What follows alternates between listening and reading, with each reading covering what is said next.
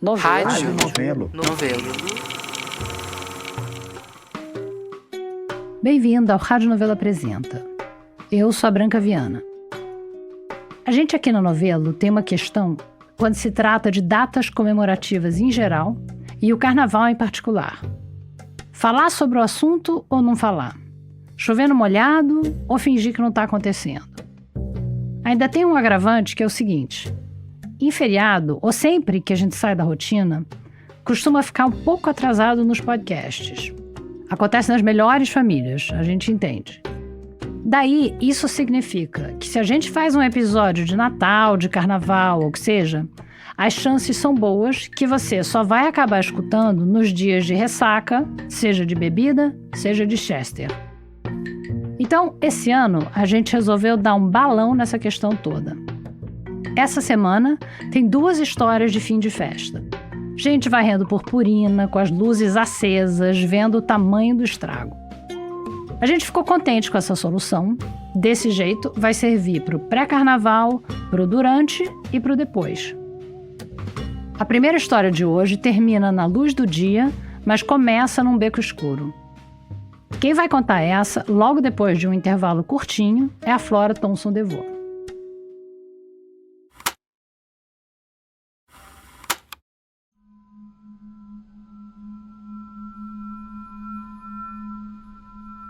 Eu lembro que eu era criança e no beco lá, que eu vivi muito tempo, minha avó, a família toda, onde eu morava, que é o Beco da Brilhantina, em Padre Miguel. Eu lembro que uma coisa era muito marcante, que era o som.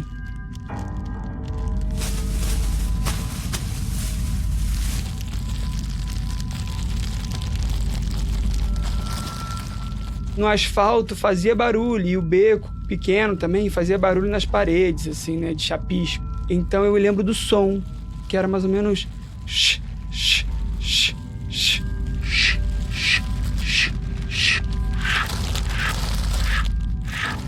Que era... Eu sabia, os gorilas de saco estão chegando.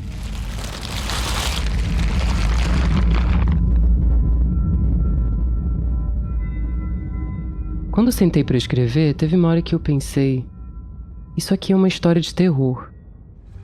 Foi nos anos 80, deveria ter uns 12 anos, por aí, que eu comecei a ver. Tava uma turminha, chegava um bando de gorila, todo mundo corria, se espessava, um pra cada lado. Com medo, entendeu? E o comentário era só o gorila, ai, mas o gorila. Mas cuidado com o gorila, quem será o gorila? No dia seguinte, já estava todo mundo sentado no portão comentando de como foi o alvoroço, as pancadarias, mas ao mesmo tempo sabe como é que é criança, né? Tava bem cheio de hematoma, tava feliz. O terror tá aí. Mas a gente tá aqui pra falar de carnaval. A memória mais viva do carnaval pra mim é o Gorila de Sacos. Essa é a Luzé. Luzé Gonçalves, mas assim, eu gosto de usar só Luzé.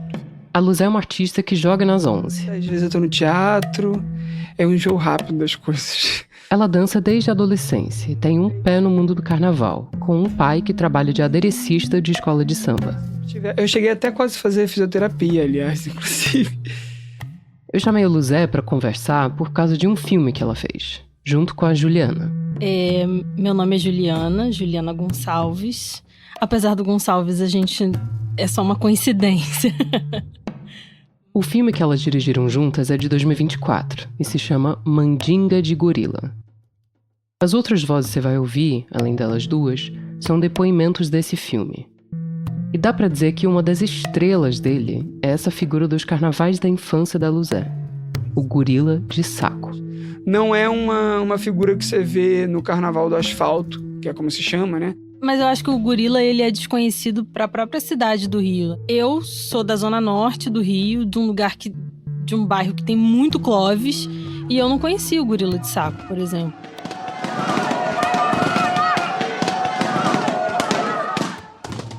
Clóvis, também conhecido como bate-bola, são foliões com fantasias super elaboradas, coloridaças, que costumam sair em grupo e costumam anunciar a presença deles batendo bolas no chão.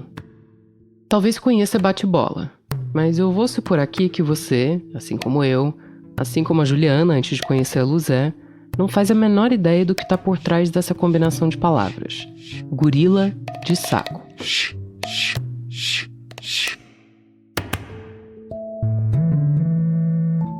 Gorila, você deve saber, não tem em nenhuma floresta do Brasil, só no zoológico mesmo. Mas o habitat do gorila de saco são as ruas e os becos de comunidades rio afora. A gente estava lá de dia, no sol quente de carnaval, no beco, daqui a pouco do nada saía dos becos. Gorilão gigante. Correndo as crianças como? Desesperada, corria todo mundo pra dentro de casa.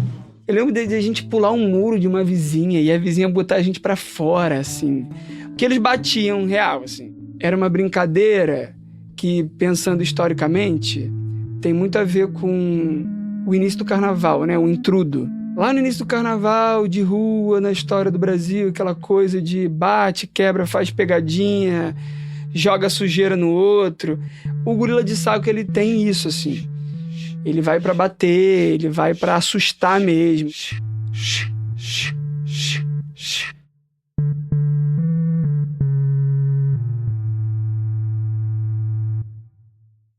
Esse macaco, ele teve várias versões, na real. Ele veio sendo desenvolvido, assim, ele foi evoluindo.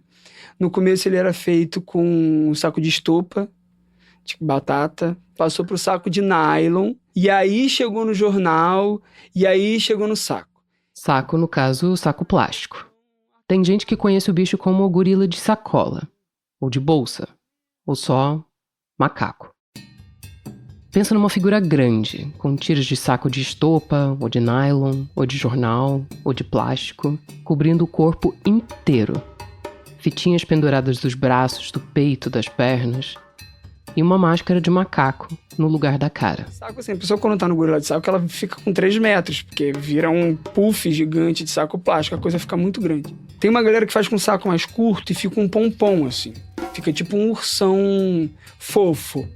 Tem uma galera que faz com o saco muito longo e fica uma coisa prolongada, assim, tipo um vestido longo, fica uma coisa mais orangotango. Tem toda uma tipologia variada de gorilas, orangotangos, ursões pompons. Mas é difícil traçar essa árvore genealógica até o macaco original. Eu não tenho como dizer em qual favela foi a primeira vez que apareceu o gorila de saco, eu acho que isso. A Luzé seguiu o rastro do gorila para o filme e para a monografia dela, que ela defendeu na PUC do Rio. Então muita coisa acontece aí que a gente não tem, ainda mais uma cultura popular de rua, assim, né? Não tem documentação. Pelo relato das pessoas, de Padre Miguel especificamente, é que nos anos 80 começa. Mas o gorila, no caso, de saco, o macaco, só depois com o tempo que eu fui vendo o pessoal fazendo, mas da origem, da onde veio, não consigo recordar direito, não. E a gente passava praticamente quase um ano fazendo aquilo, porque dava trabalho para fazer. Ia no mercado, por exemplo, quando a gente era mais novo, pra gente arrumar a sacola, o mercado antigamente não vendia sacola, né? Ou pedia pros vizinhos, ou chegava na porta do mercado, alguém tava fazendo compra, chegava, qual é, tio? Poxa, deixa eu te ajudar aí, botar tuas compras na sacola aí. E gastava muita bolsa. Já ao longo do ano, você vai pegando, você vai cortando e vai amarrando. O resultado final é impressionante. O movimento e o som das tiras é meio hipnotizante. Mas o que a Luzé foi me explicando, e o que eu aprendi vendo o filme delas, é que o gorila nasceu no meio de uma rixa. O que acontece? O Clóvis era muito caro. A gente não podia pagar. Tem gente que fazia carnê. Então, só quem fazia bate-bola naquela época eram os patricinhos, né? Os mauricinhos da vida. A gente não fazia. Então, quando surgiu o macaco, era felicidade na favela, porque todo mundo podia se vestir, se fantasiar, entendeu? Só que aí tem uma turminha que aproveitou dessa situação para poder machucar os outros, entendeu? A relação dos dois foi muito uma relação de facção. Macaco e bate-bola não se dão. Não se dão, eles brigam.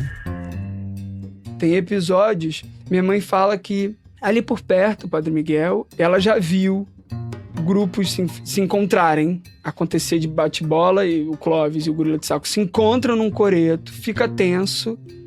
E aí a brincadeira do Clóvis, como o Clóvis sempre participa de competição de o mais bonito, não sei o que e tal, era esculachar o gorila de saco. Vocês são os ferrados, vocês são os... Entendeu? E aí vocês têm essa droga de fantasia. Vocês são feios, vocês são os mulambentos. Talvez ele ficava revoltado, porque sempre foi visto desse jeito, e aí ele pegava e batia mesmo. Eu acho que dá pra olhar ele por esse lado. Para algumas pessoas, a fantasia de gorila foi virando um veículo para descontar essas raivas. E não só contra quem podia pagar uma fantasia bonita de Clovis. Tem uma coisa muito da violência particular também, de você resolver problemas. Eu tenho um problema com o vizinho não sabe que sou eu gorila de saco, e eu espanco aquele vizinho de gorila de saco. Ele nunca vai saber que fui eu que descontei o ódio nele, né? E aí é um ciclo, né?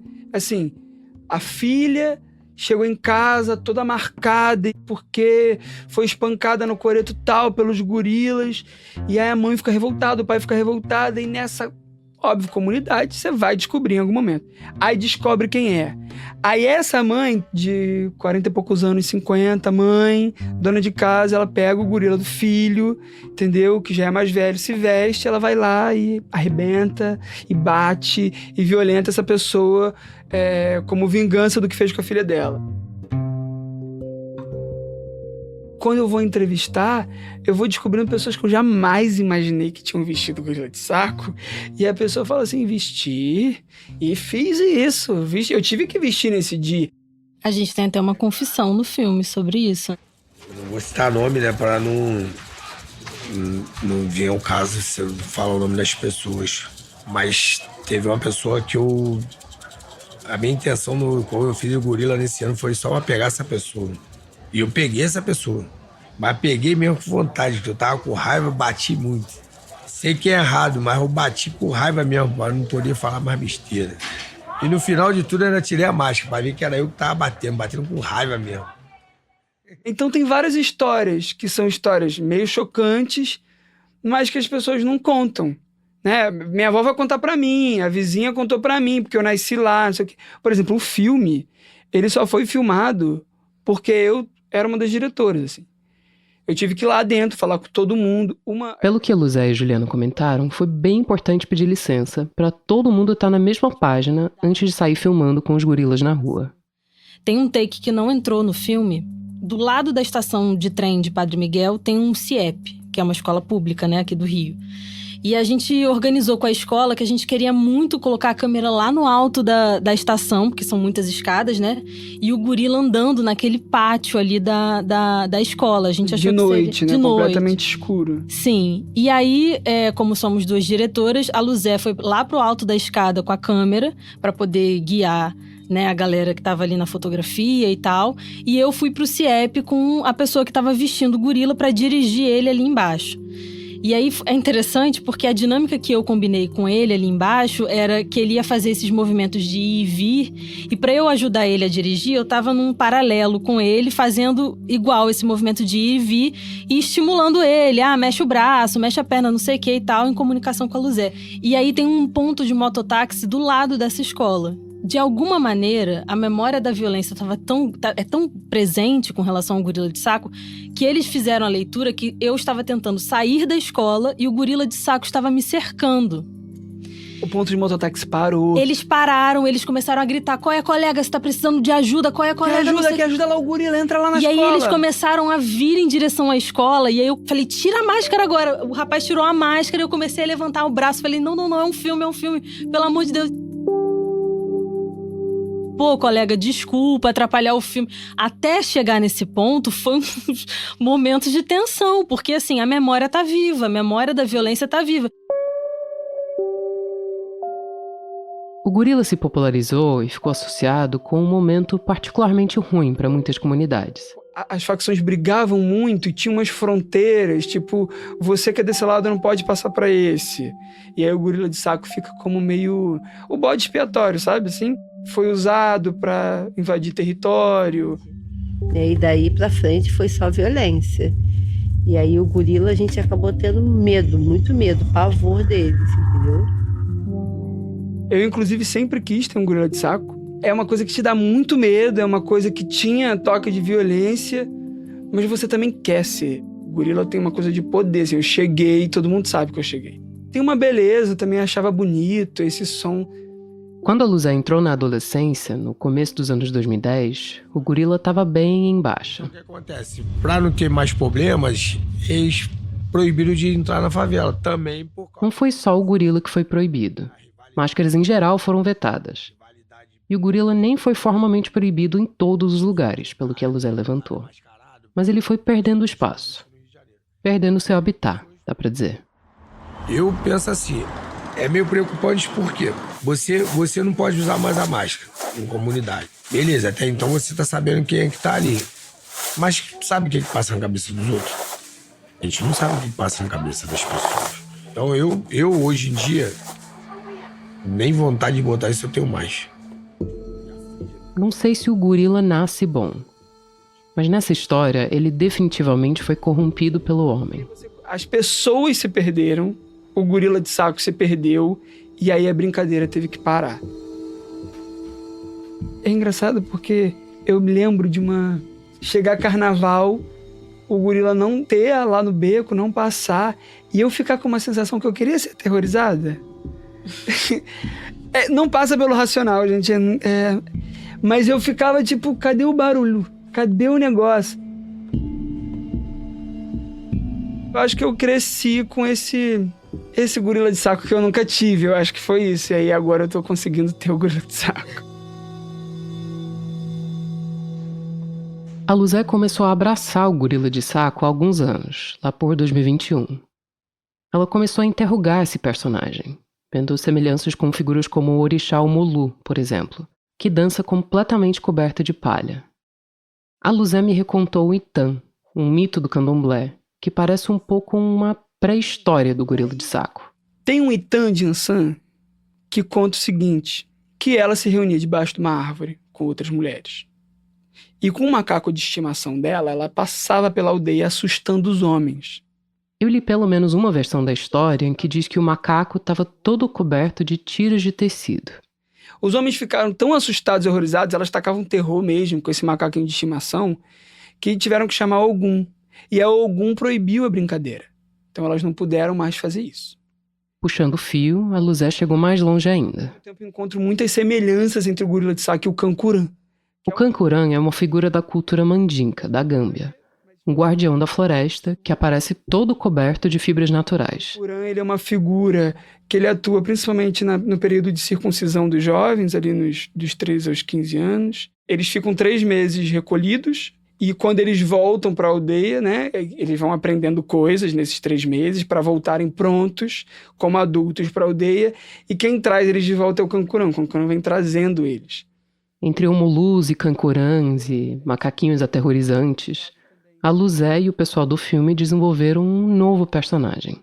E aí a gente chegou nessa figura que não tinha rosto, não tinha essa demarcação personificada, que é alguma coisa, é uma presença. A gente buscou... A figura que aparece no meio do filme da Luzé e da Juliana é tipo um primo do gorila de saco. Só que ele não tem máscara nenhuma. Na verdade, ele não tem cara nenhuma. E em vez de tiras de plástico preto, são tiras longas e finas de malha vermelha. São 13 quilômetros? Acho que é, por aí. 13 quilômetros de malha. Ai, malha pra caramba. É malha pra caramba. 20 quilos no meu corpo. Então, assim, eu muitas das vezes ficava horas dentro. Para entender como respira, para entender como vive ali dentro. No filme, a figura que sai andando, depois dançando pelas ruas e becos da Vila Vintém é esse gorila. O gorila de caboclo, como ele foi batizado.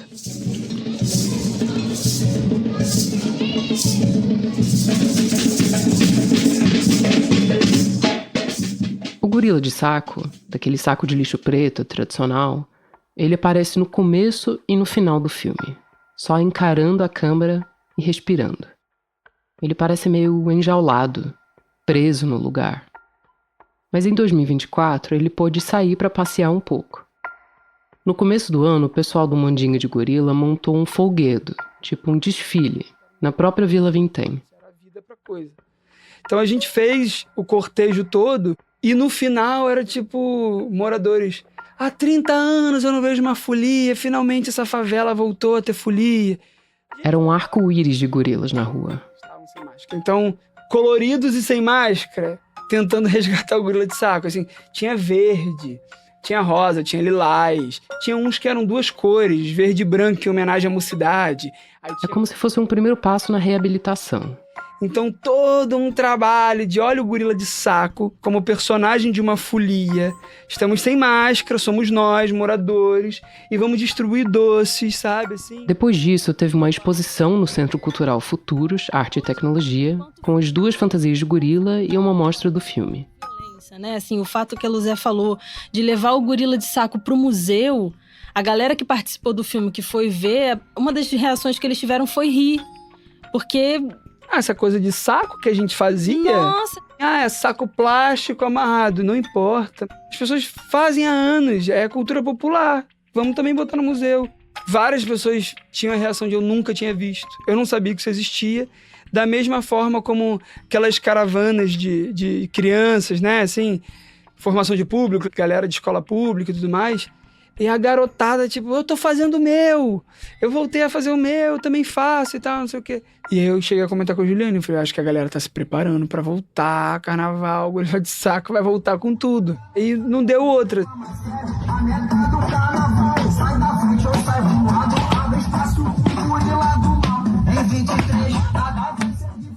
Hoje, família, eu vou estar trazendo um vídeo que vocês mais me pediram aí. É o começo da série, de como fazer gorila do zero, família. E aí, tô aqui fazendo um gorila aqui pra minha irmã. Rapaziada, o que a gente tá fazendo não é nada mais nada menos que um gorilão, hein? Desde o fim da pandemia, parece que tá rolando um renascimento do gorila. Nos últimos carnavais, o WhatsApp da Luzé virou um point de relatos de avistamentos. O Coreto tá lotado de gorila. Olha, ponto chique, bondão de gorila. O gorila voltou. E ele voltou recalchutado. Aí eu vejo que tem gente fazendo gorila com LED agora, o olho que acende, coisa que pisca. E, enfim, aí agora teve um grupo muito legal, o Guriloucos, um grupo de Campo Grande. Eu vi que recentemente, no último carnaval, eles fizeram todo amarelo. Tem gente que tem música, fez funk pra própria turma, né? Isso era muito comum no Clóvis, no bate-bola. Né? Cada turma ter o seu funk, ter o seu hino. Mas o gorila de saco também, agora você vê que tá começando a colocar isso. O gorila tá subindo na vida e tá expandindo seu território. No último carnaval, a Luzé recebeu um vídeo de um gorila numa festa na Bahia. Fuçando um pouco online, eu achei um gorilão dançando com um ursão verde num vídeo da Paraíba. Fica esperto nesse carnaval, com os ouvidos e os olhos abertos, para ver se você não avista um gorila por aí.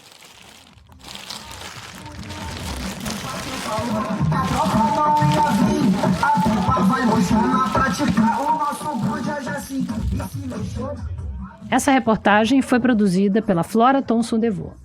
Nosso muito obrigada a Juliana Fadul, que foi quem fez a ponte com a Luzé. Tem essa expressão que é meio lugar comum no jornalismo, que é para falar de coisas que acontecem no fim. No fim de um mandato presidencial, no fim de um ano. A expressão é no apagar das luzes. Mas nesse segundo ato é o contrário. A festa estava rolando de luzes bem apagadas e aí, pouco a pouco, elas foram se acendendo. E o que a gente descobriu não é nada bonito. Quem vai contar essa daqui a pouquinho é a Natália Silva. Segura aí que a gente já volta.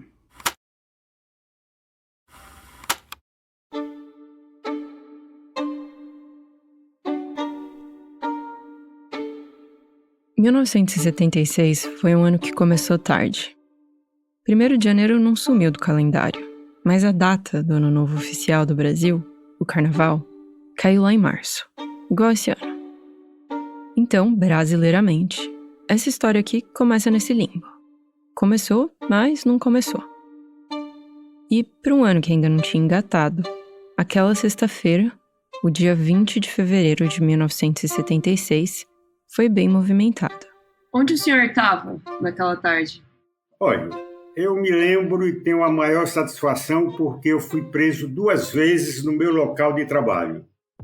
O Marcelo Bonfim estava no cartório onde ele trabalhava, no centro de Aracaju, em Sergipe. E numa tarde de sexta-feira, do dia 20 de fevereiro, eu saí já sabendo que corria risco e lhe confesso que andava armado, porque eu pensava em resistir à prisão, porque eu já sabia o que podia acontecer comigo. Só que, naquele dia, a arma tinha ficado em casa.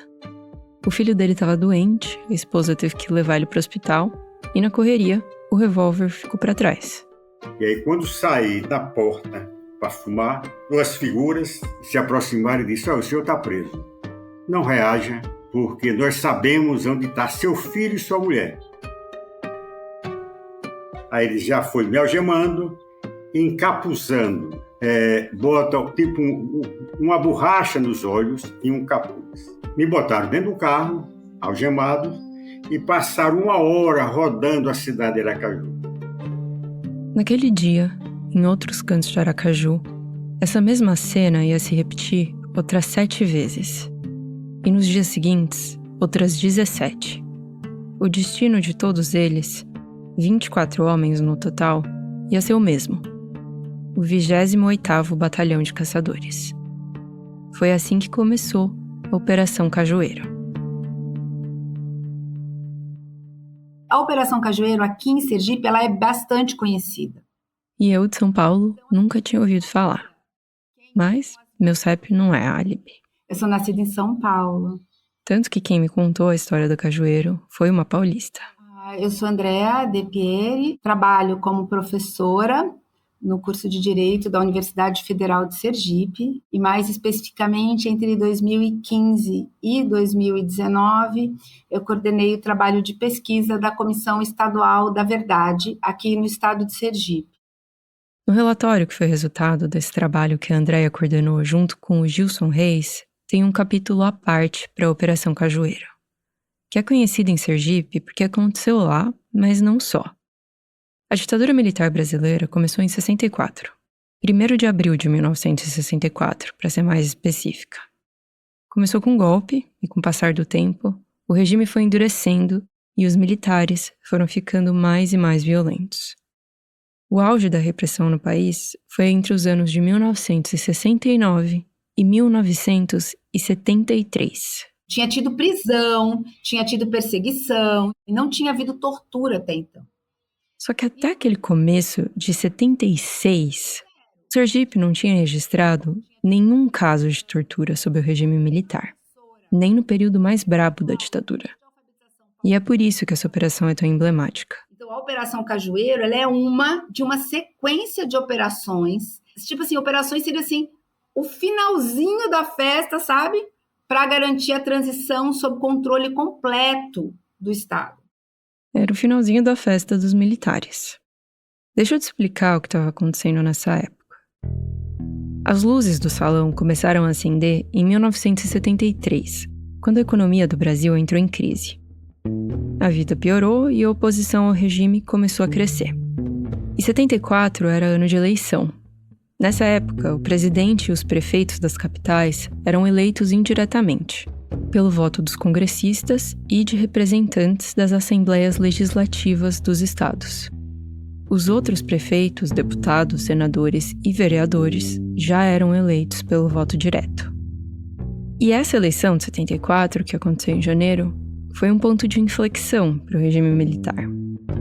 Porque o MDB, que era o partido de oposição, conquistou 16 das 22 vagas do Senado e 44% das cadeiras na Câmara dos Deputados. Por pouco, não foi a maioria. Tudo isso com base no voto popular. Então os militares olharam em volta e viram que a festinha já não estava mais tão verde-oliva assim.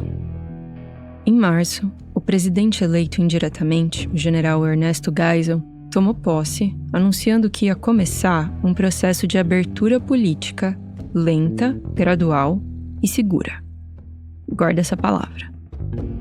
Tem coisa sobre a ditadura que a gente só está descobrindo agora, mais de 60 anos depois do golpe. E teve uma coisa bem importante sobre esse período que eu tô te contando, que só veio à tona em 2015.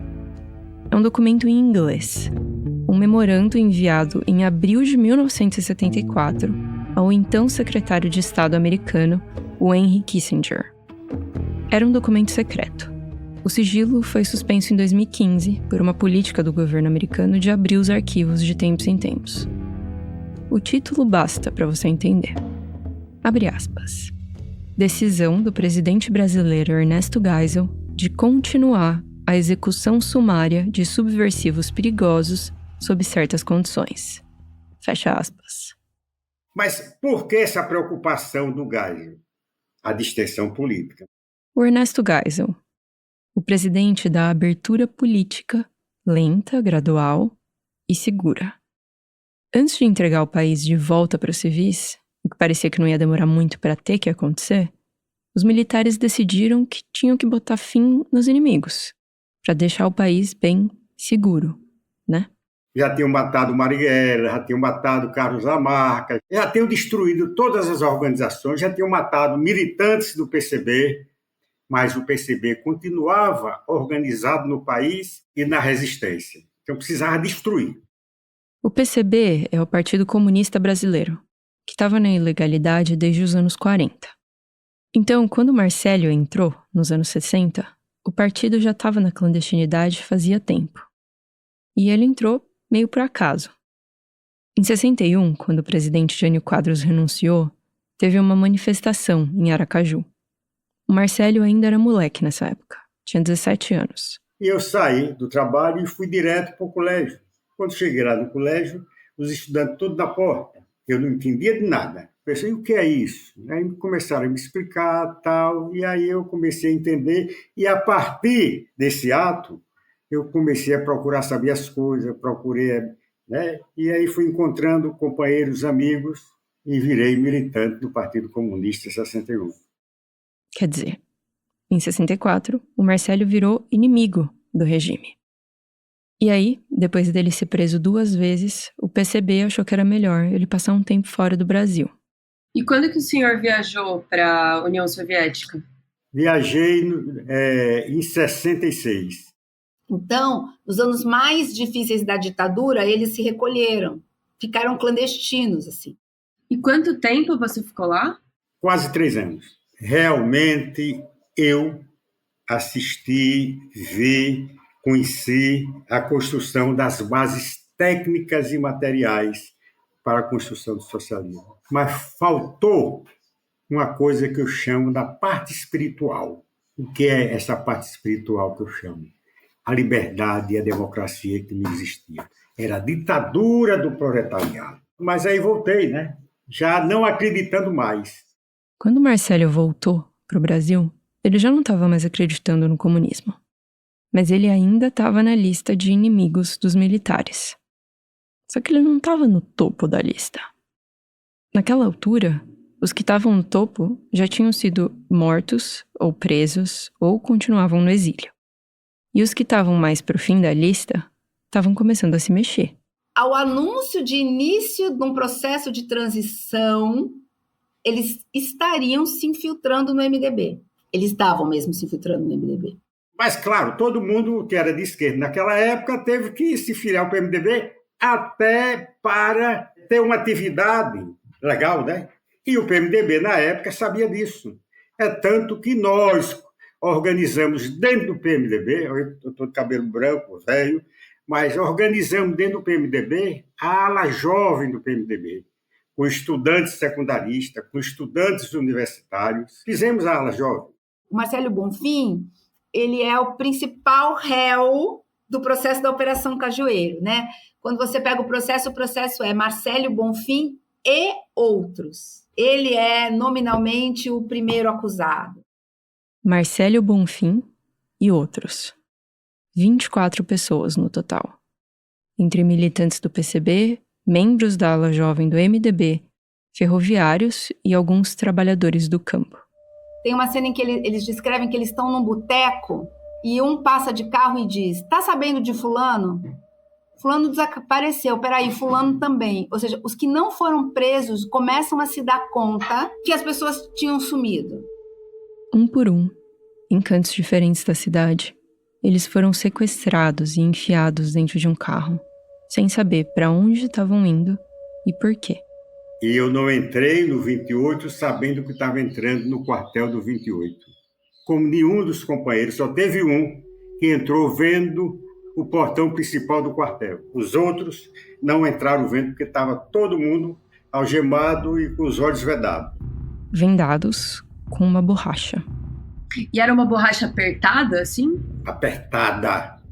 Que quando tiraram a borracha dos meus olhos, 6 dias depois, os olhos estavam todos roxos.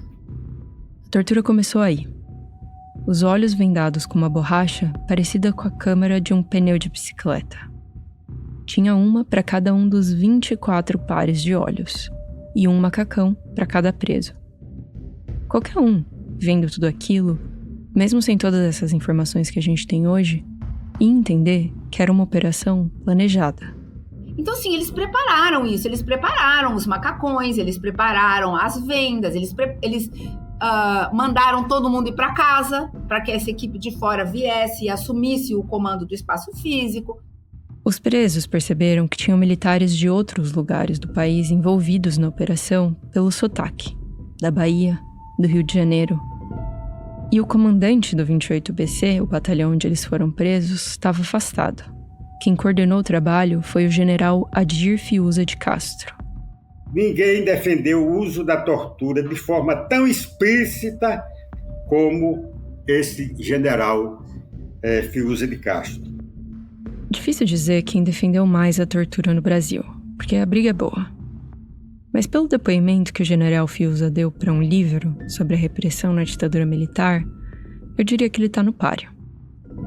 Quando os pesquisadores que organizaram o livro perguntaram para ele sobre a tortura, sobre ele ser acusado de torturador, ele disse o seguinte, abre aspas, acho uma graça extraordinária. Não me incomodo com isso, porque tenho minha consciência tranquila. Fecha aspas. Ele diz que acha que em certas circunstâncias a tortura é necessária. E continua. Não tenho nenhum escrúpulo. Não sou cristão, não acredito em vida eterna, não acredito em nada disso. E ali, no 28BC, sem Deus e sem escrúpulo, os presos da Cajueiro apanharam, tomaram choques nos pés, nas mãos, nos genitais, tiveram a cabeça enfiada na água até quase afogar. Tudo que os torturadores já sabiam muito bem como fazer, eles fizeram ali, no Sergipe, pela primeira vez. Veja, além dos torturadores policiais, nós tivemos não sei se é felicidade ou infelicidade, eu acho que é infelicidade, porque o cidadão se forma, ou a cidadã se forma em medicina, estira a mão e faz o juramento, repete o juramento do pai da medicina, amenizar sofrimentos e salvar vidas. E no meio das torturas estavam médicos. No relatório sobre a Cajueiro, a Comissão da Verdade diz que, abre aspas, não é por acaso que as únicas pessoas reconhecidas pelos presos da Operação Cajueiro no local sejam médicos, fecha aspas. Quando a prática de tortura virou um sinônimo da ditadura militar, foi preciso formar uma rede de profissionais de saúde que pudesse dar conta de cuidar dos torturados e, mais do que isso, de acobertar os militares. Tem um caso muito triste e muito emblemático dentro da Cajueiro que prova isso.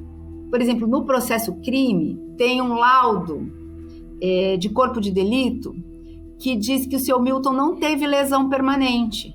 Seu Milton é o Milton Coelho, um dos presos na operação. Lembra daquela borracha apertada que colocaram nos olhos dos presos? Pois então. Foi o que cegou o seu Milton. Seu Milton ficou cego em função disso, a retina colou. Mas o laudo de corpo de delito da Bahia, feito quando eles iam ser liberados, diz que não houve dano. Houve dano, sabe quando responde a quesitação do laudo? Diz que ele não teve dano. O Marcelo chegou a denunciar a participação dos 3 médicos nas sessões de tortura. e nada aconteceu. 2 deles já estão lá em cima, em outra dimensão, e não foram julgados em nada. Em nada. Não era só os médicos que estavam ali, na sala de tortura. Nem só os que estavam nesse ML da Bahia. Precisava de toda uma rede, espalhada por outros lugares do Brasil, para acobertar a tortura. E a tortura continuou. Ela só terminou essas torturas no dia 26 de fevereiro, e eu sempre digo por onde ando, quando vou para a universidade, quando dou entrevista, que estou vivo hoje e agradeço a 3 jornalistas. Que começaram a perceber que tinha uma coisa esquisita acontecendo já naquela sexta-feira. 20 de fevereiro de 76, na sexta-feira. Esse é o Milton Alves, no depoimento que ele deu para a Comissão da Verdade de Sergipe. Cuidado para não confundir com o Milton Coelho, que foi quem perdeu a visão. Esse é o Milton Alves, jornalista. Eu estava com alguns colegas ali do bairro Cirurgia, sentado num bar na esquina e discutindo como é que nós íamos participar do bloco de sujos que saía do bairro Suíça, passava pela Cirurgia e terminava no centro de Aracaju, como se fosse, então, a abertura do carnaval. Para um Opala amarelo, bruscamente, camarada Milton Alves, os companheiros dos camaradas estão sendo presos, não sabemos por quem e para onde estão sendo levados. Vá para casa e se cuide. O Milton obedeceu, foi para casa e ficou quieto. No dia seguinte, ele foi até o Paulo Barbosa, que trabalhava junto com ele no Jornal da Bahia, e contou o que ele tinha ouvido. No domingo é que surgiu a primeira informação para Paulo Barbosa de que o caminho era os porões do 28BC. E a coisa continua. Sexta, sábado, domingo, provavelmente hoje mais gente vai ser presa e ninguém sabe quem. O clima é tenso e a gente vai ter que se cuidar. O que nós temos, dá para fazer uma pequena nota. No dia 24, saiu no Jornal da Bahia, abre aspas, 26 presos políticos em Sergipe, fecha aspas. Hoje a gente sabe que, na verdade, foram 24, mas o importante mesmo é que nessa matéria tinha uma lista com o nome de 14 dos presos. E aí, de posse desses jornais, um deputado federal de Sergipe, José Carlos Teixeira, pegou essa matéria dos jornais, foi para a tribuna da Câmara e fez aquele discurso que deve estar já na sua cabeça qual foi.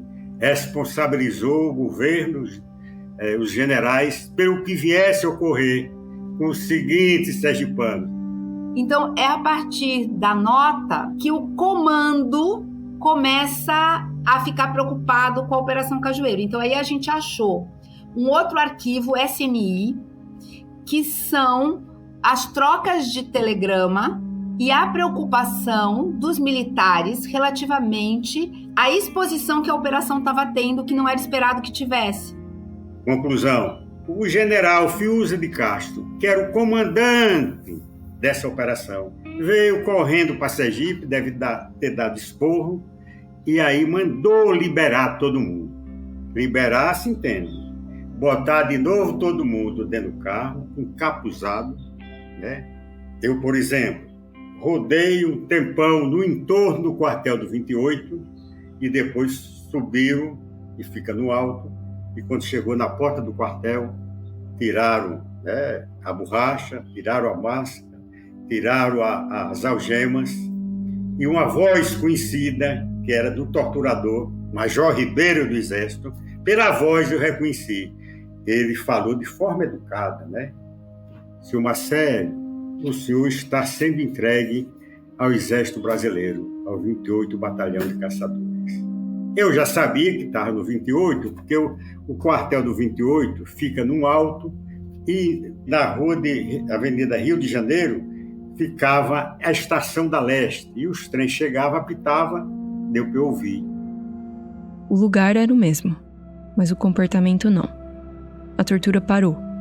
E agora as pessoas sabiam onde ele e os outros presos estavam. Vários deles foram liberados nos dias seguintes. Alguns no dia 26, 27 e 28, outros no dia 10 de março. Na medida em que eles foram sendo soltos, todo mundo que passou pela operação ficou com uma cicatriz na testa. Por causa da borracha. Eles foram se reconhecendo. Quem ficou preso por mais tempo foram o Marcélio e eu, Milton Coelho, que ficou cego. Um outro companheiro que viajou para Moscou também, e o companheiro Carivaldo, ferroviário, nós 4, soltaram todo mundo e nós ficamos 50 dias presos porque eles pediram a nossa prisão preventiva. O que, no fim, foi o que salvou a vida deles, segundo a Comissão da Verdade de Sergipe.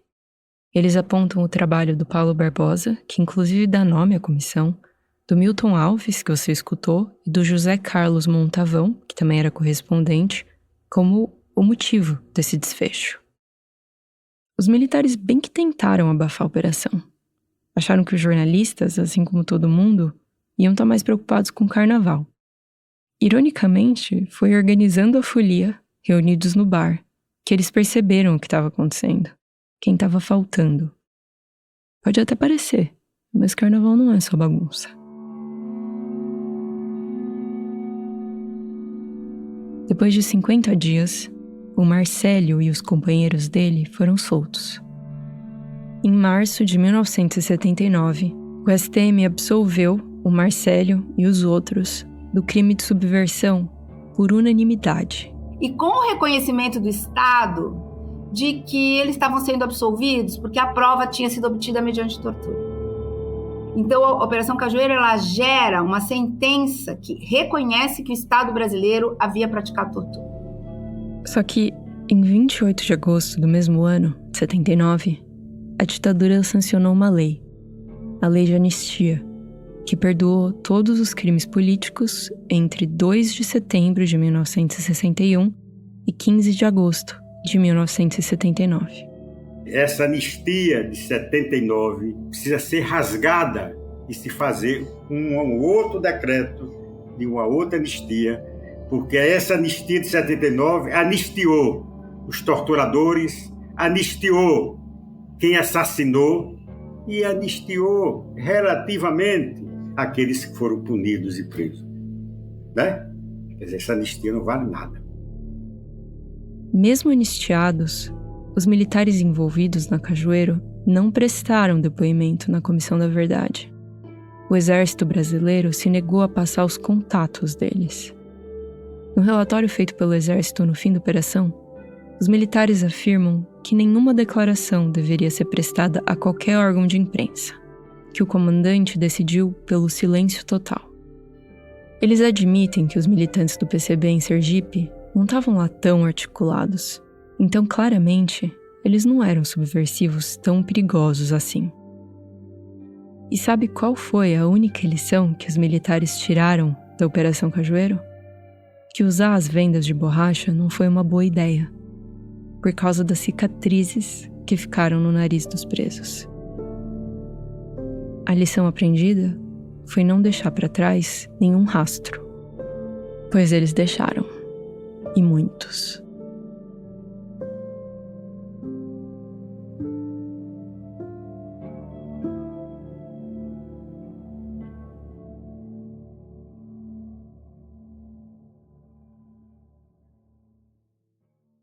Essa reportagem foi produzida pela Natália Silva. E muito obrigada ao Otávio Alfano, que sugeriu essa história pra gente.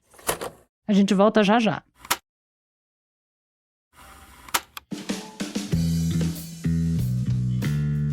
Obrigada por ouvir mais esse episódio do Rádio Novela Apresenta. Toda semana eu aviso que tem conteúdo extra na página de cada episódio no nosso site. E óbvio que essa semana tem uma pequena galeria de gorilas de saco, além de fotos do Marcélio Bonfim e o link para o relatório da Comissão Estadual da Verdade do Sergipe. Para quem estiver pegando estrada no feriadão ou querendo maratonar alguns Rádio Novela Apresenta na sequência, você pode sempre dar uma olhada nas nossas playlists. Os links estão disponíveis no destaque Playlists na nossa conta no Instagram. Dá para seguir a gente por lá, no YouTube, no Threads, no Blue Sky ou no TikTok. É só procurar por @radionovelo. E dá para mandar comentários, elogios, críticas e sugestões de história diretamente para a gente no e-mail apresenta@radionovelo.com.br. O Rádio Novelo Apresenta é um original da Rádio Novelo. Tem episódio novo toda quinta-feira. A direção criativa é da Paula Scarpim e da Flora Thomson Devô. A produção executiva é da Marcela Casaca. A gerência de produto é da Juliana Jäger e a gerência de parcerias é da Luísa Sade. A Natália Silva é nossa diretora executiva. Nossos repórteres e roteiristas são a Bárbara Rubira, a Sara Zobel, a Carolina Moraes, a Evelyn Argenta, o Vitor Hugo Brandalize, a Carol Pires e a Bia Guimarães. A Ashley Calvo é nossa produtora. A checagem desse episódio foi feita pelo Rodolfo Viana. Esse episódio teve apoio de montagem e de sonorização da Mariana Leão e desenho de som também da Júlia Matos, que assina a mixagem junto com a Bia Guimarães. Nesse episódio, a gente usou música original de Vitor Rodrigues Dias e também da Blue Dot. O desenvolvimento de produto e audiência é feito pela Bia Ribeiro. O design das nossas peças é do Gustavo Nascimento. A nossa analista administrativa e financeira é a Tainá Nogueira, a nossa estagiária é a Isabel de Santana e quem faz a revisão das transcrições dos episódios pra gente é a Flora Vieira. Obrigada e até a semana que vem.